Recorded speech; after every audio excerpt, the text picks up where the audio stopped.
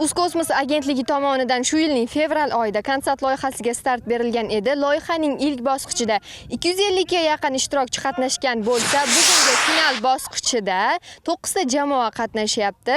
Har bir jamoa a'zolari o'zlari yasagan sputniklarni o'quv raketalari yordamida ketma-ket balandlikka uchirishmoqda. Kimning raketasi eng baland uchsa, o'sha jamoa a'zolari g'oliblikni qo'lga kiritadi. O'zbek kosmos agentligi tashabbusi bilan tashkil etilayotgan mazkur loyiha kadrlar tayyorlashning interaktiv usullaridan biri bo'lib, yoshlarning ilmiy va ijodiy qobiliyatlarini yanada rivojlantirish, ularni aerokosmik sohaga jalb qilish, bu orqali yangi avlod kosmik muhandislarni yetishtirishda muhim ahamiyat kasb etadi.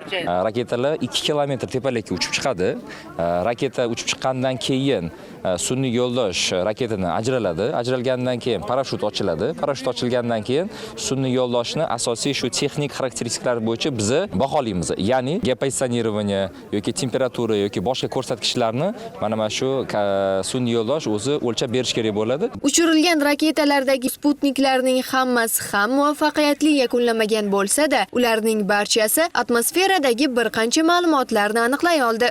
Boshlanishida shu datchiklar ishlamay qoladi. Endi oxirgi momentda ishladi, Xudoga shukr.